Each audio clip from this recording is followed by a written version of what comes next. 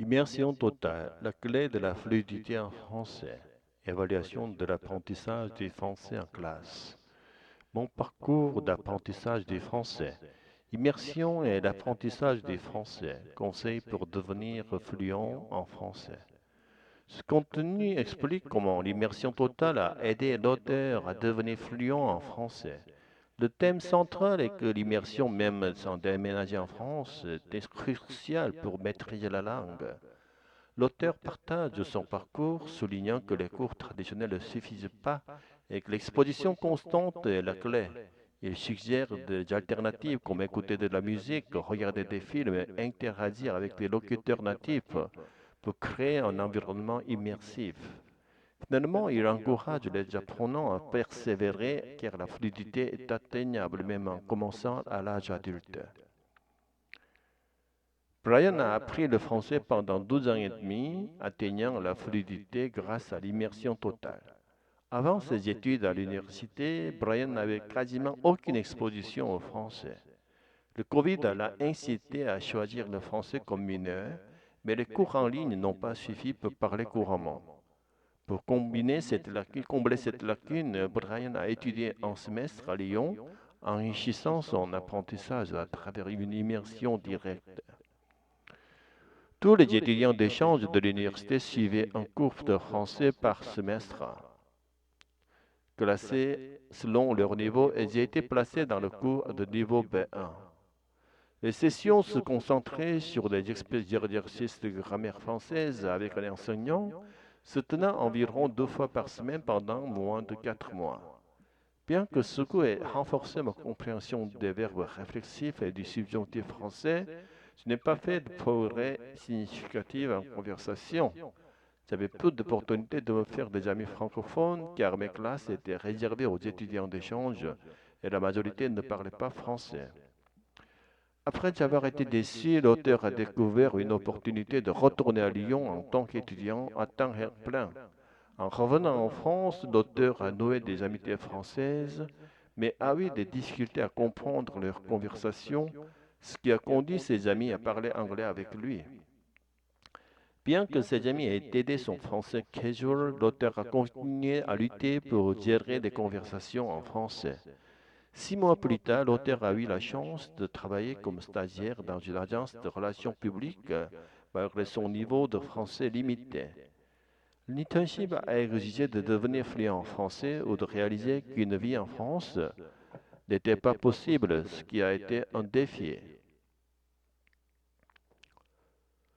Pendant les 3 premiers mois, la communication était limitée à un simple bonjour et l'utilisation de Google Translate pour tout. Au début, écrire un email en français prenait jusqu'à 20 minutes provoquant des maux de tête à cause de la surcharge d'informations. Après environ 3 mois, tout a commencé à faire sens dans le cerveau, facilitant la parole en français au niveau conversationnel et professionnel. Une fois la barrière linguistique brisée, l'apprentissage du français est devenu plus facile et les échanges spontanés avec des inconnus se sont réalisés sans appréhension. Il n'est pas nécessaire de vivre en France pour parler couramment en français, comme il illustre les expériences d'autres Américains. Intégrer autant que possible le français dans sa vie quotidienne, comme comment écouter de la musique, regarder des films et des séries, est essentiel. Il faut faire bien plus que simplement utiliser Duolingo pour progresser.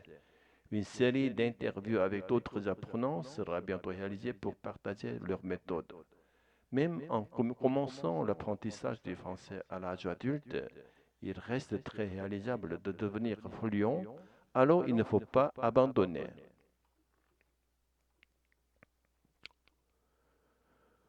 Salut la compagnie, moi c'est Brian et aujourd'hui je suis là pour vous parler de la seule chose qui m'a permis de devenir enfin bilingue en français avec 12 ans et demi d'apprentissage, l'immersion totale.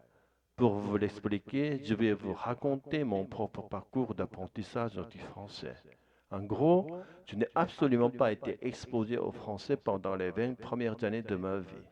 Puis, pendant ma 12e année d'université, quand le Covid a frappé et que tout le monde était coincé à la maison, je m'ennuyais. J'ai donc décidé de prendre le français comme matière secondaire. Et j'ai commencé à suivre des cours de français à la fac. J'ai fait ça pendant environ 3 semestres, jusqu'au premier semestre de ma troisième année. Et même si j'ai appris à conjuguer les verbes, à connaître le genre des noms, à formuler des phrases basiques en français, ça ne m'a pas vraiment appris à parler français. Le fait que ces cours soient tous en ligne à cause des confinements n'a pas vraiment aidé non plus. J'ai donc décidé de partir étudier en France en tant qu'étudiant d'échange pendant un semestre et je me suis retrouvé dans cette magnifique petite ville appelée Lyon.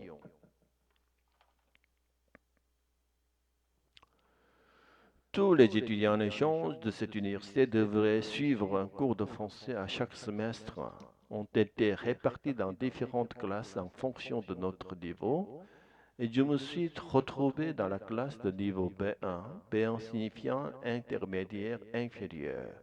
Là-bas, on avait le droit de parler aux professeurs qu'en français. Et on avait environ 12 séances par semaine pendant un peu moins de 4 mois.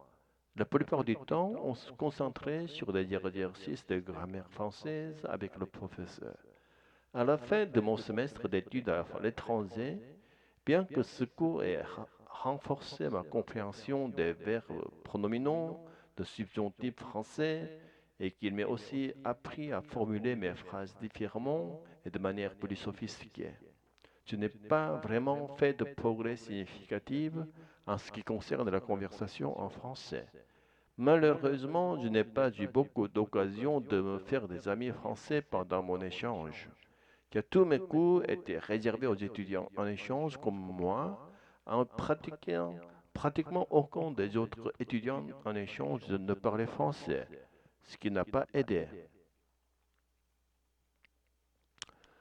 Alors, je suis rentré aux États-Unis un peu déçu, mais pendant mon semestre d'études à l'étranger, j'ai découvert une opportunité qui me permettait de retourner à Lyon et d'étudier à cette université à temps plein. Et je me suis dit, pourquoi pas? Enfin, c'est ce que j'ai fini par faire. J'ai d'ailleurs vu une vidéo à ce sujet. N'hésitez pas à la regarder si ce n'est déjà fait. Et donc, je suis retourné en France et cette fois-ci, je me suis fait des amis français. Mais après j'avais constaté que je n'arrive toujours pas à comprendre tout ce qu'ils disaient en français, ils se sont tous remis à parler en anglais quand on était ensemble. Du coup, même si leur présence m'a aidé à m'améliorer en français de tous les jours, j'avais toujours beaucoup de mal à tenir une conversation en français. Mais 6 mois plus tard, j'ai eu la chance de décrocher un stage dans une agence de relations publiques.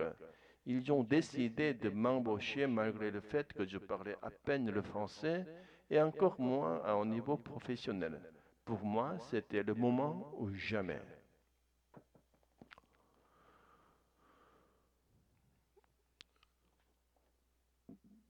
Soit ça me forçait à devenir bilingue, soit ça me prouvait que je n'étais pas fait pour vivre en France. Et donc j'ai accepté de l'offre. Pendant les 3 premiers mois du stage, je me contentais d'aller au travail, de dire bonjour à mes collègues, sans plus. J'utilisais Google Translate et DeepL pour tout. Au, au tout début, ça me prenait jusqu'à 20 minutes pour écrire un simple email en français. Et je rentrais chez moi tous les soirs avec un mal de tête qui a rabiné parce que j'étais constamment submergé par des mots français que je n'avais jamais entendus auparavant. Évidemment, parce que je n'avais jamais parlé français dans un environnement professionnel. Mais j'ai persévéré et au bout de 3 mois environ, je crois qu'il y a eu un déclic. C'est comme si toutes les informations que j'avais emmagasinées pendant ces 3 mois sont soudainement assemblées et ont pris sens dans mon cerveau. Les neurones ont commencé à se connecter, donc il y a eu un déclic. Et donc, je me suis senti à l'aise pour parler français aussi bien au niveau conversationnel qu'au niveau professionnel, sans avoir à réfléchir à ce que j'allais dire avant de le dire, sans avoir à traduire de l'anglais au français à chaque fois que je devais m'exprimer. C'est là que j'ai eu l'impression d'avoir franchi un palier dans mon apprentissage du français. J'ai l'impression qu'une fois ce palier franchi, il est devenu de plus en plus facile de progresser. C'est comme si plus on est bon dans quelque chose, plus il est facile de s'améliorer encore. Et donc maintenant, je suis à un point où je me sens plus du tout mal à l'aise, même quand je parle français spontanément à des inconnus dans la rue. Voilà comment l'immersion m'a aidé à devenir bilingue.